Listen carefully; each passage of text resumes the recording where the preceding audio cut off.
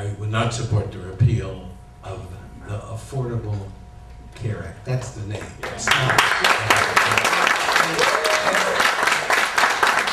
I have a number of reasons, but I have a limited time, so instead I'm going to make a larger point. Part of our problem in Washington is the polarization, the venomous back and forth. If I sat around and every single time I talked about our economic problems, I said the Bush recession, that's a hostile, antagonistic, oversimplified analysis of what happened. So if we can reduce the sort of the venom, and because I don't like it, I call it Obamacare because I don't like Obama. And the people on my side of the aisle did less personal attacks on Republicans. I think we'd be making some progress towards civility and getting people to work together. That's the way I try to operate. But on the fundamental issue, I like, people may not want, but I think the parents whose kid has come out of college and is looking for a job, and at least for a couple of years longer now, they can keep them on their family health insurance. That's a great step forward. The notion that a policy will not be renewed or not be issued because of a pre-existing illness is not right. And the Affordable Health Care Act dealt with that issue. The notion that 40 or 50 million people in this country don't have access to health insurance, that's a real problem. This ain't perfect legislation. We've already had to correct some problems because of its impact on small business, and I strongly supported that change. But we're going to try and improve it and watch it, but at the end of the day, repealing it is not the right answer.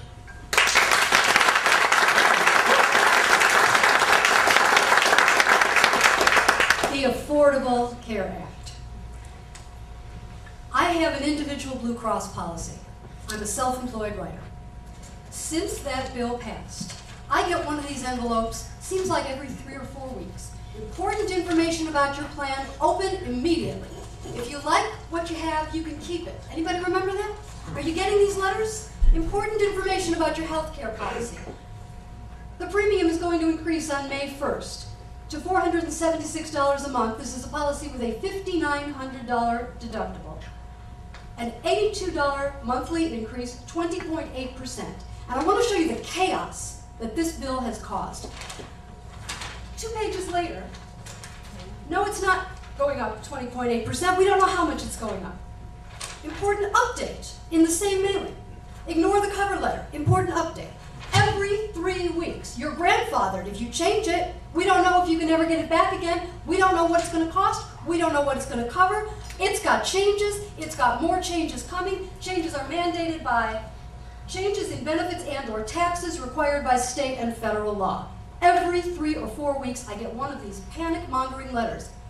If you like what you have, you can keep it. Congressman Berman, it is chaos. It is chaos for business. It is chaos for individuals. It is not affordable. There is no free health care benefit. There is no free keeping kids on the parents' policy. There is no free birth control. It's all paid for in these premiums. Every 3 weeks, 20.8% increases. It's chaos. It should be completely repealed.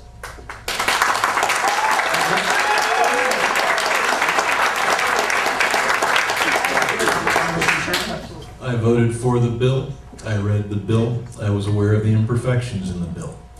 But Shelley just illustrated why we needed the bill, because everything she just said, hold on, everything she just said that happened to her after the bill was passed, I heard the exact same story at my town halls.